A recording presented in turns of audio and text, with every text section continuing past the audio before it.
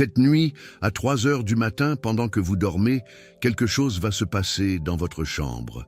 Vous ne le verrez pas, vous ne l'entendrez peut-être pas, mais votre âme, elle, le sentira. Padre Pio le savait. Il le vivait chaque nuit pendant 50 ans. Et ce qu'il affrontait dans sa cellule de San Giovanni Rotondo entre 3 heures et l'aube est si terrifiant que les moines capucins qui dormaient dans le même couloir refusaient d'en parler pendant des années. Chaque nuit, à 3 heures précises, les frères capucins entendaient des bruits venant de la cellule de Padre Pio. Pas des bruits de prière, pas des murmures, des bruits de combat, des coups sourds contre les murs, des objets qui tombaient, des cris étouffés, et parfois un hurlement qui glaçait le sang de tous ceux qui l'entendaient à travers les murs épais du couvent. Au matin, quand les frères entraient dans sa cellule, ils trouvaient Padre Pio assis sur le bord de son lit, le visage tuméfié, le corps couvert de bleu, les draps tachés de sang frais qui coulaient de ses stigmates. Et il leur disait toujours la même chose. Ils viennent chaque nuit à 3 heures. Ils viennent toujours à 3 heures. Mais Padre Pio ne perdait jamais ce combat, pas une seule fois en 50 ans, parce qu'il avait une méthode précise, systématique, éprouvée nuit après nuit pendant un demi-siècle, une méthode qu'il a enseignée à quelques rares personnes qui souffraient des mêmes attaques nocturnes. Et cette méthode, je vais vous la révéler ce soir, dans cette vidéo, étape par étape, mot par mot, exactement comme Padre Pio l'a transmise. Mais d'abord, vous devez comprendre pourquoi 3 heures du matin, pourquoi cette heure précise, pourquoi pas minuit, pourquoi pas 2 heures, pourquoi pas 4 heures. Parce que si vous ne comprenez pas le mécanisme spirituel qui opère à 3 heures du matin, la méthode ne sera qu'un geste vide. Et Padre Pio détestait les gestes vides. Permettez-moi de vous raconter ce qui est arrivé à 2 personnes qui sont allées voir Padre Pio pour le même problème. 2 personnes qui se réveillaient chaque nuit à 3 heures du matin. L'une a suivi la méthode de Padre Pio, l'autre ne l'a pas suivie. Et ce qui est arrivé à chacune d'elles va vous montrer avec une clarté terrifiante pourquoi ce que vous faites ou ne faites pas à 3 heures du matin peut changer le cours de votre vie. La première personne s'appelait Claude Deveau. Il avait 45 ans en 1961, instituteur dans une école publique de Nantes, marié à Françoise depuis 20 ans, père de 3 enfants. Claude était un homme ordinaire, pas particulièrement pieux. Il allait à la messe le dimanche, récitait une courte prière le soir et ne pensait pas beaucoup aux questions spirituelles pendant la semaine. Il menait une vie tranquille, régulière, sans histoire, jusqu'à la nuit du 14 mars 1959. Cette nuit-là, Claude se réveilla en sursaut à 3 heures du matin. Son cœur battait à une vitesse anormale, son corps entier était trempé de sueur froide, et il avait la sensation la plus étrange de sa vie, la sensation que quelqu'un se tenait debout au pied de son lit, dans l'obscurité totale de la chambre, quelqu'un qui le regardait. Claude alluma la lumière. Il n'y avait personne. Françoise dormait paisiblement à côté de lui. Les enfants dormaient dans leur chambre. La maison était silencieuse. Claude se dit que c'était un cauchemar, éteignit la lumière et se rendormit. La nuit suivante, même chose, 3 heures du matin, réveil en sursaut, sueur froide, sensation de présence au pied du lit, lumière allumée, personne. La 3e nuit, la 4e nuit, la 5e nuit. Toujours pareil, toujours à 3 heures exactement, toujours cette présence invisible qui se tenait dans l'obscurité et qui l'observait. Au bout d'une semaine, Claude commença à avoir peur d'aller se coucher. Il retardait l'heure de se mettre au lit. Il regardait la télévision jusqu'à minuit, jusqu'à 1 heure du matin, espérant que la fatigue le ferait dormir si profondément qu'il ne se réveillerait pas à 3 heures. Mais ça ne marchait pas. Quelle que soit l'heure à laquelle il s'endormait, il se réveillait à 3 heures. Comme si quelque chose le secouait, comme si une main invisible le tirait du sommeil à cette heure précise. Au bout d'1 mois, les conséquences commencèrent à apparaître. Claude était épuisé.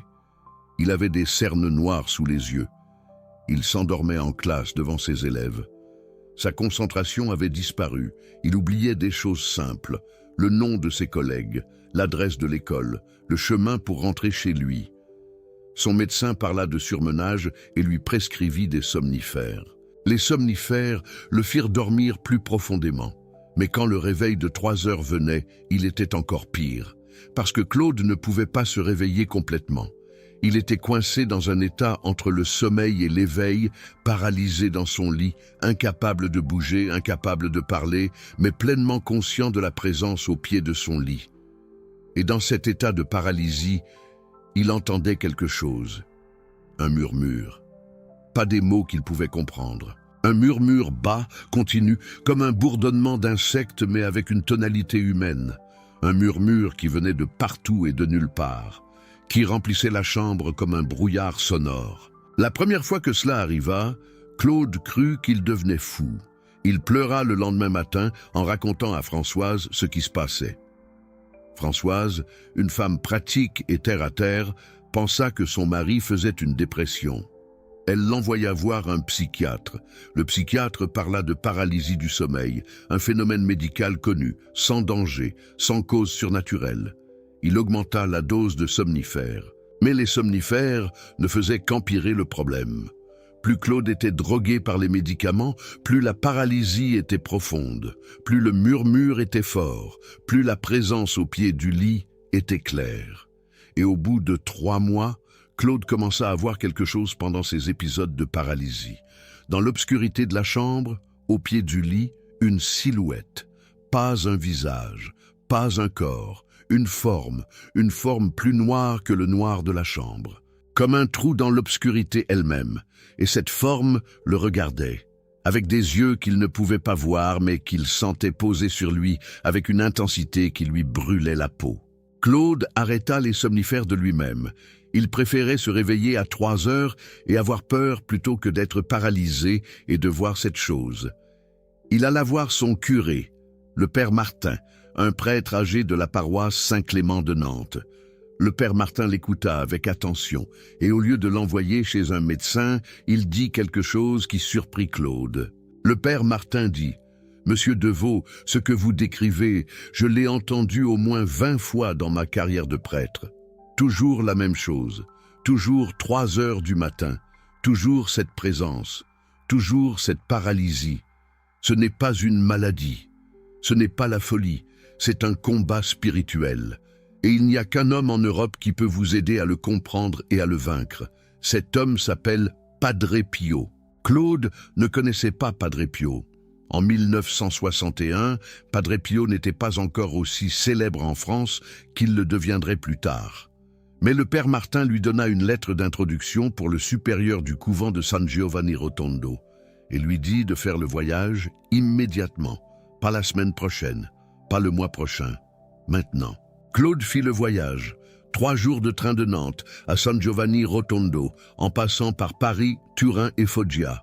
Quand il arriva au couvent, il avait les yeux d'un homme qui n'avait pas dormi une nuit complète depuis 2 ans, parce que 2 ans s'étaient écoulés depuis cette première nuit du 14 mars.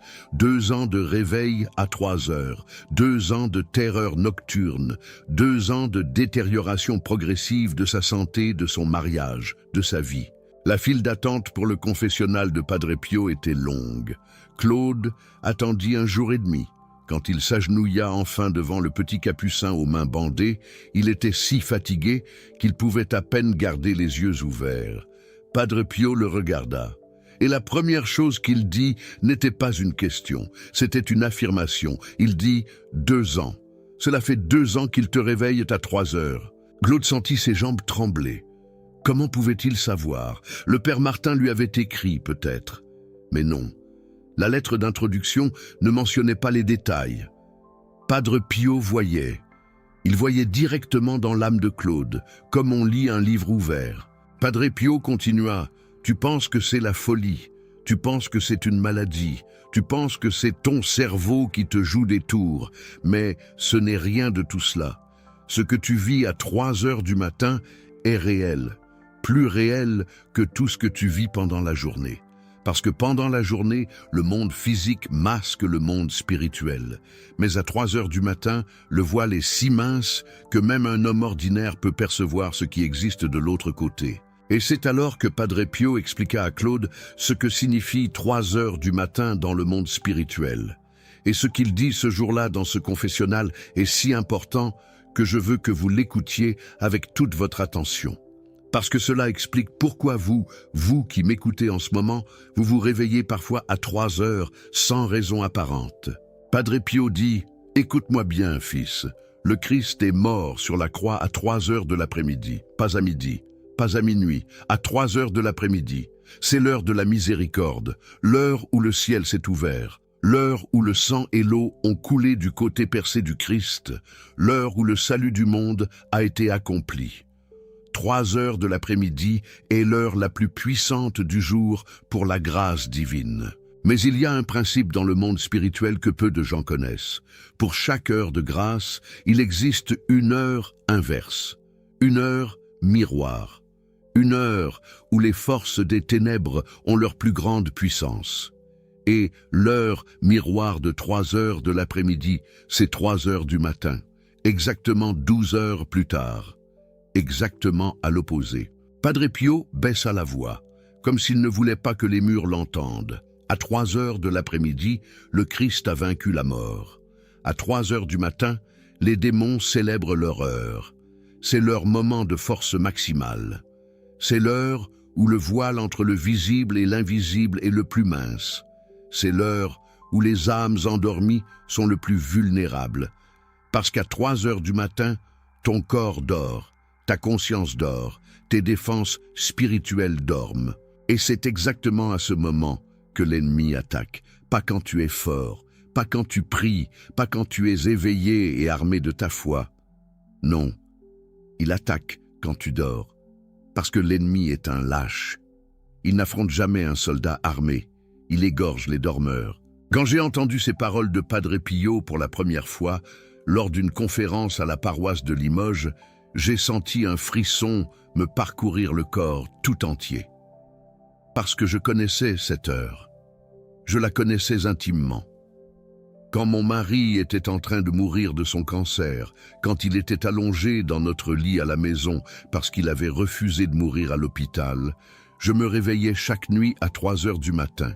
Chaque nuit, sans exception. Et je sentais quelque chose dans la chambre. Pas la mort, pas la maladie. Autre chose, quelque chose de froid, de dense, de hostile, quelque chose qui semblait attendre. Je pensais que c'était l'angoisse, je pensais que c'était mon propre désespoir qui se matérialisait dans l'obscurité. Mais après avoir entendu les paroles de Padre Pio, j'ai compris que ce n'était pas mon angoisse, c'était eux, les ombres qui viennent à 3 heures. Et moi, dans ma chambre de Limoges, sans méthode, sans armes spirituelles, sans rien d'autre que mes larmes et mes prières murmurées, je faisais face à la même chose que Padre Pio affrontait chaque nuit dans sa cellule. Sauf que lui avait une méthode. Et moi, je n'en avais pas. Mais ce que Padre Pio dit ensuite à Claude Devaux ne fut pas seulement une explication, ce fut une révélation qui changea la compréhension de Claude pour toujours. Et je vous préviens, ce que vous allez entendre va probablement changer aussi la vôtre. Padre Pio dit, « Claude, les attaques que tu subis ne sont pas aléatoires. Elles ne sont pas non plus dirigées uniquement contre toi. Ce que tu vis, des milliers de chrétiens le vivent en ce moment même, cette nuit même, sans savoir ce que c'est. Ils se réveillent à 3 heures, ils sentent la peur, ils allument la lumière, ils attendent que ça passe, et ils se rendorment. Puis, ils oublient, jusqu'à la nuit suivante. Mais voici ce que personne ne comprend. Ces réveils à 3 heures ne sont pas une attaque aléatoire, ce sont des invitations. Pas des invitations des ténèbres, des invitations du ciel. Le Christ, dans le jardin de Gethsémani, la nuit avant sa mort, a veillé et prié de minuit jusqu'à l'aube. Il a demandé à Pierre, Jacques et Jean de veiller avec lui, et ils se sont endormis. 3 fois, il les a trouvés endormis. 3 fois, il leur a dit « Vous n'avez pas pu veiller 1 heure avec moi ?» Padre Pio serra les mains de Claude et dit avec une intensité qui fit trembler sa voix, « Quand tu te réveilles à 3 heures du matin, ce n'est pas seulement le démon qui te réveille, c'est aussi le Christ qui te demande, « Peux-tu veiller 1 heure avec moi ?» C'est une invitation à faire ce que Pierre, Jacques et Jean n'ont pas pu faire. Veillez à l'heure de Gethsémani. Priez à l'heure où le monde dort. Combattre à l'heure où les ténèbres croient avoir gagné. Et si tu acceptes cette invitation, si au lieu de te rendormir, tu te lèves et tu combats avec les armes que je vais te donner, alors chaque nuit à 3 heures ne sera plus une heure de terreur. Elle deviendra l'heure la plus puissante de ta vie spirituelle. Claude pleurait, pas de peur cette fois, de soulagement, parce que pour la première fois en 2 ans, quelqu'un ne lui disait pas qu'il était malade, qu'il était fou, qu'il avait besoin de médicaments. Quelqu'un lui disait que ce qu'il vivait avait un sens, que sa souffrance nocturne n'était pas un accident, qu'elle était un appel. Et c'est alors que Padre Pio lui transmit la méthode exacte qu'il utilisait lui-même chaque nuit depuis 1918, l'année où il avait reçu les stigmates. Une méthode forgée dans 50 ans de combats nocturnes. Une méthode qui n'a jamais échoué. Pas une seule nuit. Voici la méthode de Padre Pio pour combattre les attaques de 3 heures du matin. Je vais vous la donner exactement comme il l'a transmise à Claude, mot par mot, étape par étape. Écoutez attentivement. Et si possible, écrivez chaque étape, parce que cette nuit même, vous pourrez la mettre en pratique. Première étape. Avant de vous coucher, le soir, placez 3 choses sur votre table de nuit. Une bougie bénite avec des allumettes, un chapelet béni et un petit flacon d'eau bénite. Padre Pio dit, ces 3 objets sont tes armes. La bougie est la lumière du Christ qui chasse les ténèbres.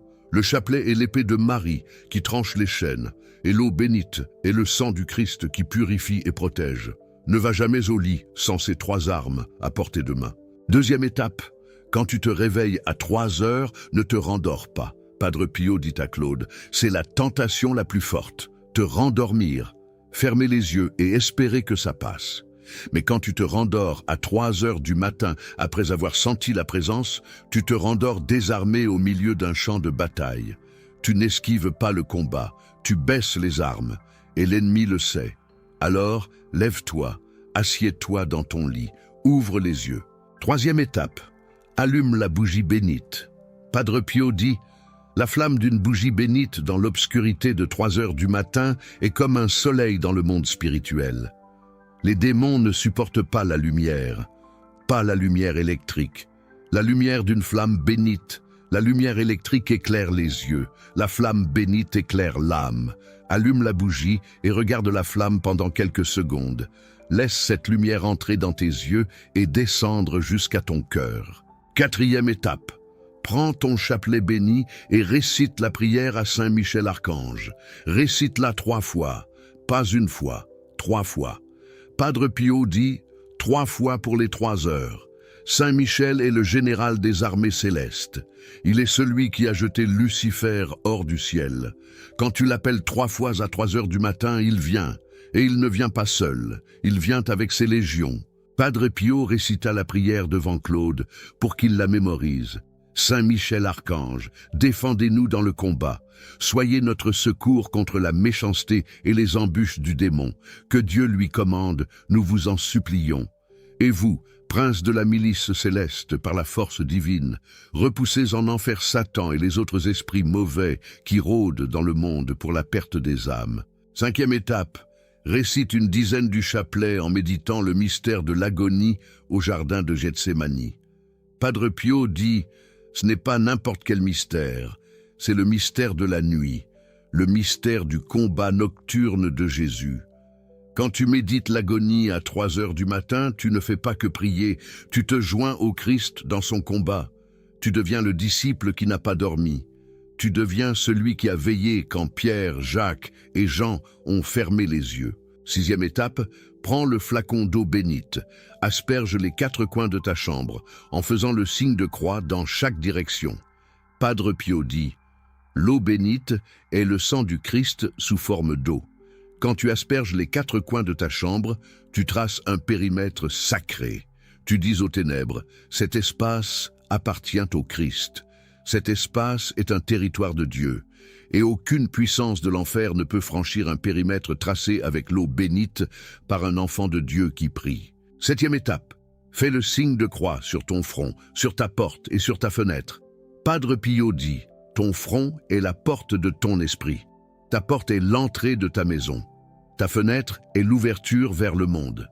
Quand tu marques ces 3 points du signe de croix, tu scelles les 3 accès que l'ennemi utilise. L'accès à ton esprit par les pensées, l'accès à ta maison par les portes visibles, l'accès à ta vie par les ouvertures vers l'extérieur. 8e étape, la dernière. Souffle sur la bougie et prononce ces mots par les stigmates de Padre Pio, par la croix du Christ, par l'intercession de la Sainte Vierge Marie. Cette chambre est un sanctuaire. Les ténèbres n'ont aucun pouvoir ici. Padre Pio dit, quand tu souffles la bougie, la lumière visible s'éteint, mais la lumière invisible que tu as allumée par ta prière reste. Elle reste jusqu'à l'aube. Et quand le premier rayon de soleil touche ta fenêtre, cette lumière invisible se fond dans la lumière du jour. Et le combat est terminé. Tu as vaincu, comme le Christ a vaincu au matin de Pâques. Padre Pio ajouta quelque chose d'important. Toute cette méthode prend entre 7 et 10 minutes. 7 minutes. Ce n'est rien. 7 minutes de ta nuit en échange de la paix de ton âme. 7 minutes pour fermer la porte que l'ennemi essaie d'ouvrir depuis des années. 7 minutes pour devenir le disciple qui veille quand le monde dort. Claude écouta chaque mot avec une attention qu'il n'avait jamais eue dans sa vie.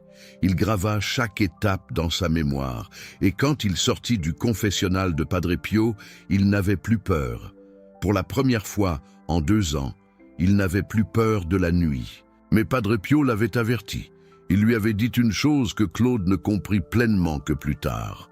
Il avait dit « Les 7 premières nuits seront les plus difficiles. Parce que quand tu commences à combattre, l'ennemi comprend que tu n'es plus une proie facile. » Et il redouble d'efforts. Les 7 premières nuits, les attaques seront plus intenses, plus effrayantes, plus réelles qu'elles ne l'ont jamais été. Mais tiens bon, parce qu'après la 7e nuit, quelque chose changera. Et après 40 nuits, tu seras libre. Claude rentra à Nantes. Il acheta une bougie bénite chez les sœurs carmélites du quartier. Il fit bénir un chapelet par le père Martin. Il remplit un petit flacon d'eau bénite au bénitier de l'église Saint-Clément, et il plaça ces 3 objets sur sa table de nuit. Sur la première nuit, Claude fut réveillé à 3 heures du matin par un froid si intense qu'il vit sa propre respiration dans l'air de la chambre. Le mois de mai à Nantes n'est pas froid, mais sa chambre était glaciale. Il sentit la présence au pied du lit, plus forte, plus dense, plus proche qu'elle ne l'avait jamais été, comme si elle savait qu'il allait se battre cette nuit. Claude s'assit dans son lit. Ses mains tremblaient, il tâtonna dans le noir, trouva les allumettes et alluma la bougie bénite. La flamme vacilla, presque s'éteignit, comme si un souffle invisible essayait de la souffler. Mais elle tint. Et dans la lumière tremblante de cette petite flamme, Claude vit quelque chose qu'il n'oublia jamais. Pendant un instant, une fraction de seconde, il vit dans les ombres de la chambre quelque chose qui bougeait.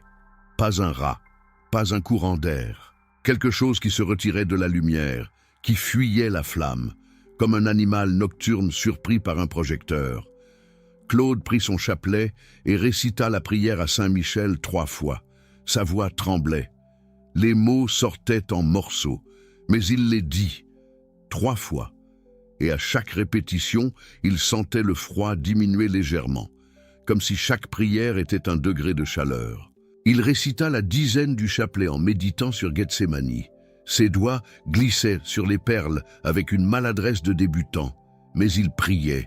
Pour la première fois de sa vie, Claude priait non pas par habitude, non pas par obligation, mais par nécessité absolue, comme un noyé qui agrippe une corde. Il aspergea les 4 coins de la chambre avec l'eau bénite, il fit le signe de croix sur son front, sa porte et sa fenêtre, et il souffla la bougie en prononçant les paroles que Padre Pio lui avait enseignées. Et puis, il se recoucha, et il dormit. Jusqu'à 7 heures du matin, d'un sommeil profond, paisible, sans rêve, pour la première fois en 2 ans. Mais Padre Pio avait raison. Les nuits suivantes furent plus difficiles.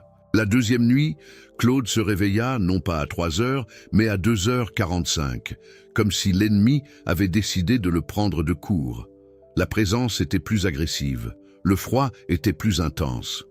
Et cette fois, Claude entendit clairement une voix, pas un murmure, une voix basse, rauque, qui disait un seul mot, un mot en latin, un mot que Claude ne comprenait pas mais qui lui donna envie de vomir. Claude alluma la bougie, récita Saint-Michel, pria le chapelet, aspergea l'eau bénite, et la voix se tut, et le froid se dissipa, et Claude se rendormit. La troisième nuit, il ne se réveilla pas à 3 heures. Il fut réveillé à 1 heure du matin par un bruit dans la maison, un bruit de porte qui claquait. Il descendit au rez-de-chaussée. Toutes les portes étaient fermées, toutes les fenêtres aussi. Mais quand il remonta dans sa chambre, il sentit que quelque chose l'attendait, quelque chose de patient, de calculateur, qui voulait le fatiguer, le déstabiliser, le priver de sommeil pour qu'il soit trop épuisé pour combattre à 3 heures. Claude fit la méthode à 1 heure du matin. Padre Pio ne lui avait pas dit de le faire uniquement à 3 heures. Il lui avait dit « Fais-le chaque fois que tu sens la présence ». La 4e nuit, la 5e nuit, la 6e nuit, chaque nuit un peu différente, chaque nuit une nouvelle tactique. Des bruits, des odeurs étranges, une sensation de poids sur la poitrine, des cauchemars si vivides que Claude se réveillait en criant. Mais chaque nuit, Claude faisait la méthode, bougie, Saint-Michel, chapelet, eau bénite, signe de croix, parole de scellement. Et chaque nuit, après la méthode, la paix revenait. La 7e nuit, quelque chose changea, exactement comme Padre Pio l'avait prédit. Claude se réveilla à 3 heures du matin, mais cette fois, il n'y avait pas de froid, pas de présence hostile, pas de peur. À la place, il y avait autre chose, une chaleur, douce, enveloppante, comme la chaleur d'une couverture tirée par une main aimante. Et une odeur. Pas l'odeur froide et métallique des nuits précédentes. Une odeur de rose, légère, délicate, comme un bouquet de roses fraîchement coupées posé sur la table de nuit. Claude connaissait cette odeur. Le père Martin lui en avait parlé. C'est le parfum de Padre Pio. Padre Pio était connu pour laisser derrière lui un parfum de rose ou de violette quand il se manifestait à distance par bilocation. Et cette nuit-là, dans sa chambre de Nantes, à 3 heures du matin, Claude sentit cette odeur de rose et il sut, avec une certitude absolue, que Padre Pio était là, pas en personne, en esprit, en bilocation. Padre Pio combattait avec lui. Claude pleura de joie. Il fit la méthode quand même, par respect, par gratitude, et quand il souffla la bougie, il murmura « Merci, Padre ». À partir de cette 7e nuit, les attaques diminuèrent rapidement. La 8e nuit, un léger froid mais pas de présence. La 9e, un bref réveil mais un rendormissement immédiat. La 10e, Claude dormit toute la nuit sans se réveiller. Et Padre Pio avait dit 40 nuits. Claude fit la méthode pendant 40 nuits consécutives, pas parce qu'il en avait encore besoin après la 2e semaine, mais parce que Padre Pio avait dit 40. Et Claude avait appris à faire confiance à cet homme qui combattait les démons chaque nuit depuis un demi-siècle. Au bout de 40 nuits, Claude était transformé. Pas seulement ses nuits, toute sa vie. Sa santé était revenue. Son énergie était revenue. Sa concentration en classe était meilleure qu'elle n'avait jamais été. Son mariage, qui avait commencé à se fissurer sous le poids de 2 ans d'insomnie et d'anxiété, retrouva sa solidité. Françoise remarqua le changement. Elle dit « C'est comme si tu étais redevenu le Claude que j'ai épousé. » Mais il y avait quelque chose de plus, quelque chose que Claude ne pouvait pas expliquer à Françoise, parce qu'elle ne l'aurait pas compris. Claude avait trouvé la foi. Pas la foi tiède du dimanche matin, la foi ardente de 3 heures du matin. La foi de celui qui a vu les ténèbres et qui a choisi la lumière.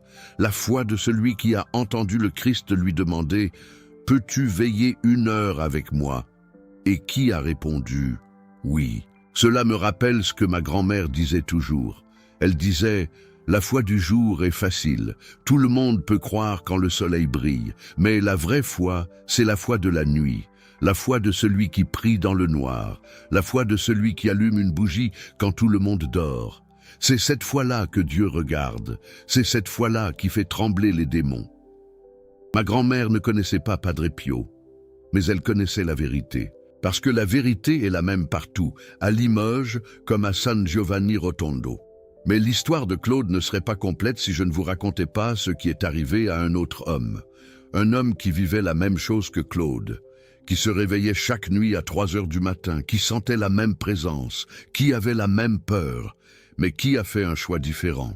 Cet homme s'appelait Jean-Pierre Morel. Il avait 52 ans. Il était voisin de Claude à Nantes, dans la même rue, à 3 maisons de distance. Et voici le détail qui va vous glacer le sang. Les attaques de Jean-Pierre avaient commencé exactement la même nuit que celle de Claude. Le 14 mars 1959, la même nuit, le même quartier, la même heure. Padre Pio, quand Claude lui avait mentionné que son voisin souffrait des mêmes symptômes, avait fermé les yeux pendant un long moment.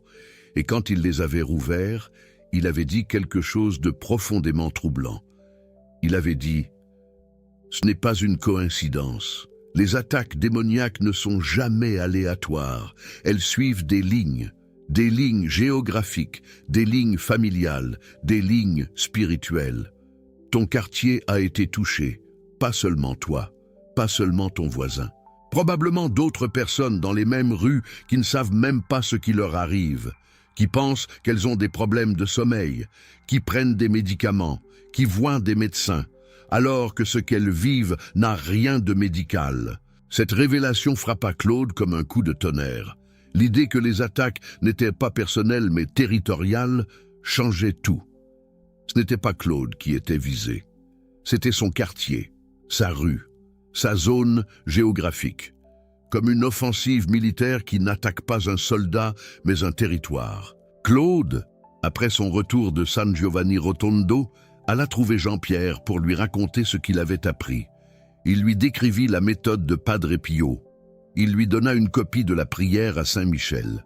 Il lui proposa même de l'accompagner chez le père Martin pour faire bénir une bougie et un chapelet.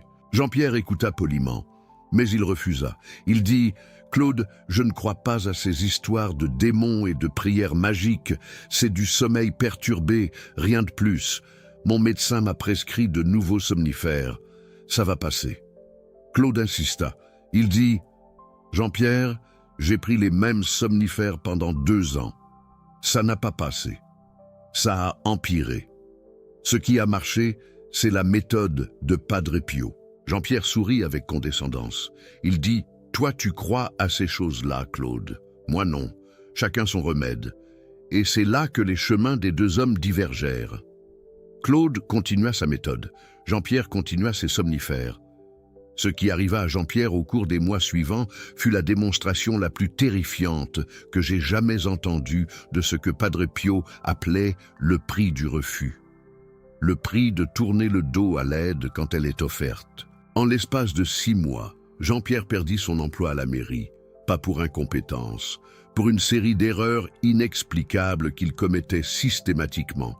Des erreurs qu'il ne se souvenait pas avoir faites, des documents signés qu'il ne se souvenait pas avoir signés, des rendez-vous manqués qu'il ne se souvenait pas avoir pris. Au 9e mois, sa femme le quitta. Elle dit qu'il avait changé, qu'il était devenu quelqu'un d'autre, qu'il avait des accès de colère inexplicables, qu'il parlait dans son sommeil des mots qu'elle ne comprenait pas, dans une langue qui n'était pas le français. Au 12e mois, Jean-Pierre fut hospitalisé en psychiatrie. Les médecins parlèrent de schizophrénie tardive. Ils lui administrèrent des traitements lourds. Mais rien ne fonctionnait vraiment, parce que les médecins traitaient un cerveau malade. Alors que ce qui était malade, ce n'était pas le cerveau de Jean-Pierre, c'était son âme qui avait été attaquée chaque nuit pendant 1 an et qui n'avait jamais été défendue. Claude alla le voir à l'hôpital. Il trouva un homme qu'il ne reconnaissait plus. Jean-Pierre avait perdu 20 kilos, ses yeux étaient vides, ses mains tremblaient sans arrêt. Et quand Claude s'assit à côté de son lit et prit sa main, Jean-Pierre le regarda et dit d'une voix si faible que Claude dut approcher son oreille de ses lèvres. « Ils n'ont jamais arrêté, Claude. Chaque nuit à 3 heures. Je les entends. Je les vois, et je ne peux pas les arrêter. » Claude pleura. Il dit « Il n'est pas trop tard, Jean-Pierre. La méthode fonctionne encore. Padre Pio a dit qu'il n'est jamais trop tard tant qu'il y a un souffle de vie. » Et c'est là que s'ouvre la partie la plus bouleversante de cette histoire.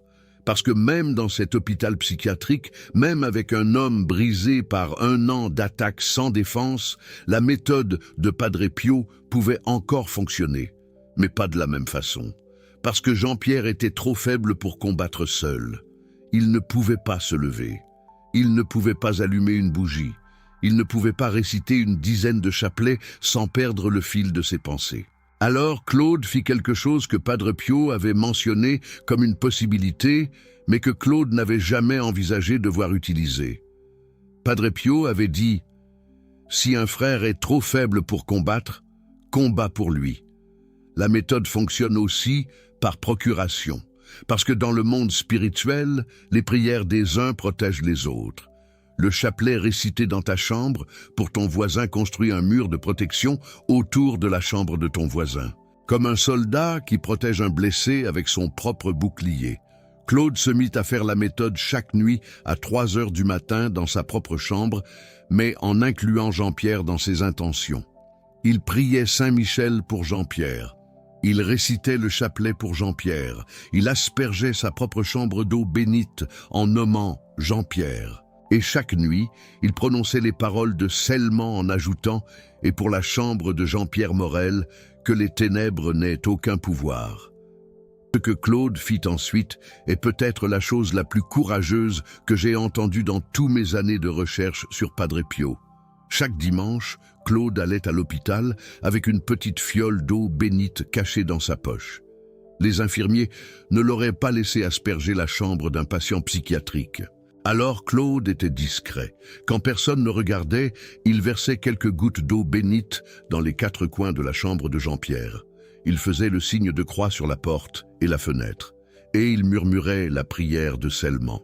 Au bout de 3 semaines, les médecins remarquèrent un changement chez Jean-Pierre. Un changement qu'ils ne pouvaient pas expliquer. Les tremblements avaient diminué. Le sommeil était devenu plus régulier. Les accès de colère avaient cessé. Et Jean-Pierre commençait à manger normalement. Au bout de 6 semaines, Jean-Pierre dit à Claude quelque chose qui confirma tout. Il dit « Depuis quelques semaines, je me réveille encore à 3 heures, mais il n'y a plus de froid, il n'y a plus de voix, il y a une odeur de rose. Padre Pio. » Encore une fois, Padre Pio qui combattait à distance, Padre Pio qui se manifestait par son parfum pour dire « Je suis là, tu n'es plus seul ». Jean-Pierre sortit de l'hôpital 2 mois plus tard. Il n'était pas complètement rétabli. 1 an d'attaque sans défense laisse des traces profondes. Mais il était en vie. Il était conscient. Et il avait compris. La première chose que Jean-Pierre fit en rentrant chez lui fut de demander à Claude de l'accompagner chez le père Martin. Il fit bénir une bougie, un chapelet et un flacon d'eau. Et cette nuit-là, pour la première fois de sa vie, Jean-Pierre fit la méthode de Padre Pio à 3 heures du matin, par lui-même, avec ses propres mains, avec sa propre voix, avec sa propre foi, fragile mais réelle. Et les ténèbres reculèrent. Peut-être que vous vivez exactement ce que Claude et Jean-Pierre ont vécu. Peut-être que vous vous réveillez à 3 heures du matin sans savoir pourquoi. Peut-être que vous sentez cette présence que vous n'osez pas nommer. Peut-être que vous avez pris des médicaments, vu des médecins, essayé des thérapies et que rien n'a changé. Si c'est le cas, écoutez-moi. Ce que vous vivez n'est pas une maladie. Ce que vous vivez est un combat. Et Padre Pio vous a laissé les armes pour le gagner. Mais peut-être que vous ne vivez pas ces attaques vous-même. Peut-être que c'est quelqu'un que vous aimez qui les vit. Un époux, un enfant, un parent, un ami. Si c'est le cas, souvenez-vous de ce que Claude a fait pour Jean-Pierre. Souvenez-vous que la méthode fonctionne aussi par procuration, que les prières des uns protègent les autres, que vous pouvez combattre pour ceux qui sont trop faibles pour combattre seuls. Si cette vidéo a touché votre cœur, si vous sentez que Padre Pio vous parle à travers ses paroles, sachez que ce travail demande des heures de recherche, de prière et de dévouement. Chaque témoignage que je partage avec vous a été vérifié et transmis avec le plus grand respect. Le Super Thanks est votre manière de dire que cette mission doit continuer, que plus d'âmes doivent entendre la méthode de Padre Pio, que plus de chambres doivent être protégées. Padre Pio bénissait ceux qui aidaient à répandre la lumière dans les ténèbres, et il n'y a pas de ténèbres plus profondes que celle de 3 heures du matin. Et maintenant, laissez-moi récapituler la méthode une dernière fois, clairement, pour que vous puissiez la mettre en pratique cette nuit même. Ce soir, avant de vous coucher, placez sur votre table de nuit une bougie bénite avec des allumettes, un chapelet béni et un flacon d'eau bénite. Si vous n'avez pas ces objets bénis, allez voir votre prêtre dès demain et demandez-lui de les bénir. En attendant, utilisez ce que vous avez et priez pour que Dieu les bénisse par votre intention. Quand vous vous réveillerez à 3 heures du matin, ne vous rendormez pas. Asseyez-vous. Allumez la bougie, récitez 3 fois la prière à Saint-Michel. Récitez une dizaine de chapelets en méditant sur l'agonie au jardin de Gethsémani. Aspergez les 4 coins de votre chambre d'eau bénite. Faites le signe de croix sur votre front, votre porte et votre fenêtre. Soufflez la bougie et prononcez les paroles de scellement, par les stigmates de Padre Pio, par la croix du Christ, par l'intercession de la Sainte Vierge Marie.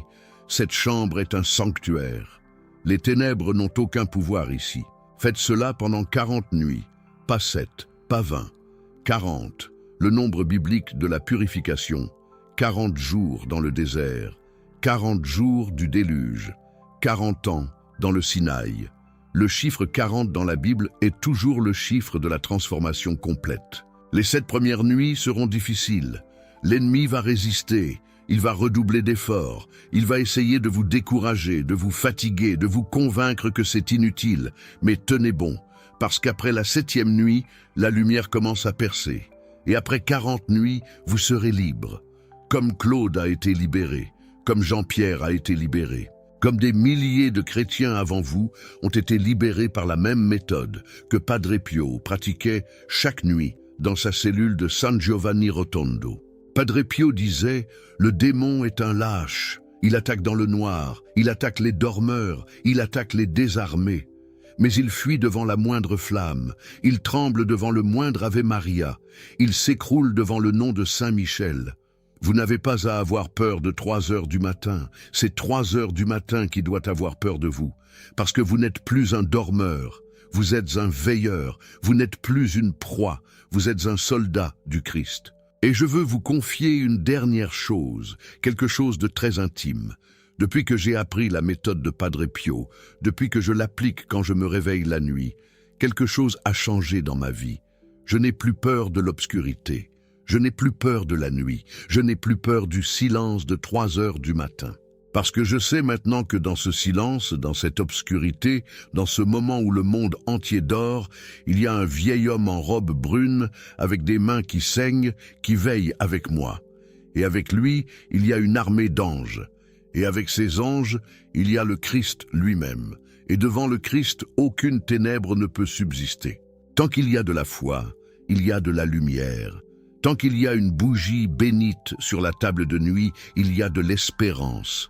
Et tant que Padre Pio intercède pour nous devant le trône de Dieu, aucun démon de 3 heures du matin ne pourra jamais prévaloir contre les enfants de la lumière. Ce soir, allumez la bougie, prenez le chapelet et veillez.